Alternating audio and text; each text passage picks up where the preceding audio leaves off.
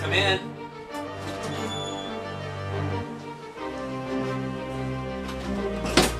Say, Zio, did Yeah. you read the paper this morning? No, what's up? They raised minimum wage on us. No, they raised the minimum wage? They raised the minimum wage. We can hardly afford to pay these people as it is. I can't believe they did this. Well, what are you going to do about it? What am I going to do about it? You just wait and see what I'm going to do. What are you going to do about it? Do about it? I'll show you what I'll do about it.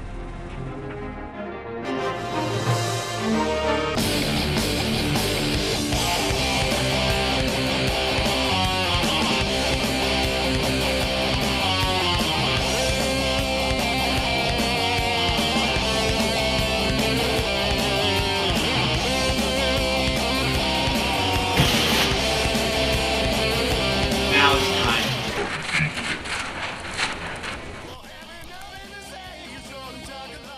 This discussion is going to be on minimum wage today. Why was minimum wage established? Why was, and when it started way back the very first time, it was, I believe it was $0.25 an hour. Now in 2006, we are at $5.15 an hour. Why was it established? It was really put in place to set a great floor in this country to try to lift people out of poverty. And of course, this was done in the time of the Great Depression. And at that time, and ever since then, it has been a great tool in fighting poverty and to help the working poor of this country. What I look at as a minimum wage is for somebody that has no job experience to come in and break in. It's not a head of household. You're not going to run a family off of this. It is not designed to do that. People have to come in and work and come in. Me hiring somebody to have them come in, they have no experience. Well, but Vince, what you say is somewhat naive in the fact that it's not really fair to say that the average minimum wage worker is just entering the workforce. Many of these people have been there for quite some time and do indeed try to support a family on it. And it should be enough for young people. And I think that more needs to be done than just a raising of the minimum wage. And I think the government has set a good example in this with the earned income tax credit. When those two things work hand in hand, the minimum wage increase and the income tax credit, you can alleviate a poverty level. Let's say we go ahead, we raise it to $7.50. What's going to happen next? How valuable of an employee are you to me? You know nothing. Where a guy's been with me for 10 years, let's say he's getting $12 an hour. I'm training you. Now you're coming in at $5.15 an hour. Now all of a sudden you're starting to learn. You're going, hey, this is doing pretty good. Now you're at $6. Now you're at $7. That's the true way you raise your wages. Now, I had a comment from a person on a former radio show that I was on. He called in and said, you know, if they raised me from $5.15 an hour to $7.50, maybe I'll work a little harder. Right. Well, okay, if this guy worked a little harder at $5.15, he would already be up at $7.50 an hour. Okay. He'd already be making, and he would have a true increase in income. What's that guy doing? It's an entry-level wage. Sure, for you. It's not a living wage for everybody. There's a lot of fear that comes out when we talk about raising the minimum wage. What if it hurts us in this way? What if it hurts us in that way? With a very high quality of life, we are not going to move here out of Citizens if the cost of that proverbial burger goes up by a nickel. Any more than the guy who sells the burger, well, or Vince. By a nickel, it wouldn't be so bad.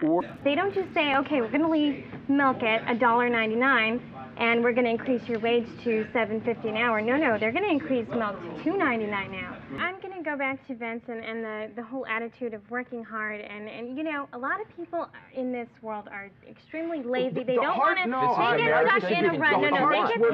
The hardest working jobs in want this country to. are jobs that most people have They without an don't education. have the drive to get out of their rut. It's not fair. You know, it's not fair for those who have the opportunity to educate themselves. They should understand that just because you have an education doesn't make your job harder than that guy who works out in the field picking potatoes or chopping cotton. Whatever they're doing, that's hard work. That's hard work. I'll tell you, our income people our members of Congress, they think they deserve pay increases. 3 times in the last 10 years. Yeah, thank you. 3 times. I don't agree with. Since the last increase in the minimum wage, our member of Congress, Steve Pierce, and others have raised their salary $36,000. Well, but they've been learning on the job, man. Go ahead and start restating, because you're making some points here. It's not really a question as much as it is just my opinion from being a student. You know, I got to this point. I come from a traditional Central American family, and where they expect you, once you're able to work, once you're able to do whatever you can, go out there and do it. However, trying to go out there and do that at these wages, at these low wages, and trying to keep a full-time job and live in a place that is, thank you, sir, that is absolutely, you know, the only place I can afford is a place infested with roaches, you know, where everything's just absolutely dilapidated and falling apart because I can't get this, you know, the minimum wage is too low for me, and that's just absolutely ridiculous. If you have a reliable boss, somebody that cares, which stays in business generally, you're not getting minimum wage. You start off at minimum wage. Right. If you come to my place and you have 20 years experience, guess what? You start at minimum wage. You may not stay there for a week, but I got to see what you got. I've got to see what's going in there. So, okay, minimum wage starts at $7.50 now, okay? That price of that pizza is now going to go up because every aspect of that is going to go up.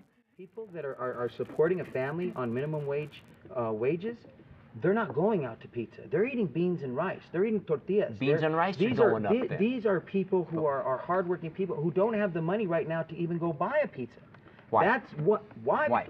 Because you can't live on $5.15 an hour. Right, and $5.15 was not designed to live on. And you don't have an education. It was not you know, designed to live there are on. people who don't have an education, not because they didn't value one, but because they have to go to work. I quit high school. I was 14 years old, and I went to work. Are there not programs to go to school? Are there not government-funded programs? Is there not a chance to educate bilingual any time of the day, any Saturday, Here's Sunday? the problem. The problem is people with disposable income understand that prices increase. Those with education, their salaries increase. The only group that is being shut out in this society are the working poor. Let's do this. We're wrapping up here. Let's go around the table. Give us your final thought on this. Well, increase, definitely. It's difficult when there's that person at the job who has nothing to do but that job, and I'm trying to go out and earn a career for myself, but at the same time trying to survive and eat. And I'm not earning as much because I can't always be there, and maybe I can't put in as much effort. I do try, but you know what? I can't be there every single day because I got an education. It's called roommates sharing rent. Yes. Jeff. Listen, New Mexico has one of the highest, if not the highest, per capita percentage of our population who are afflicted and stuck in this rut, and yet we're one of the most rural states. Our biggest city, second largest city, Las Cruces, has 80,000 people, meaning people have to drive to jobs. The truth of the matter is, it is time to raise the minimum wage in New Mexico, and it's time we do it now.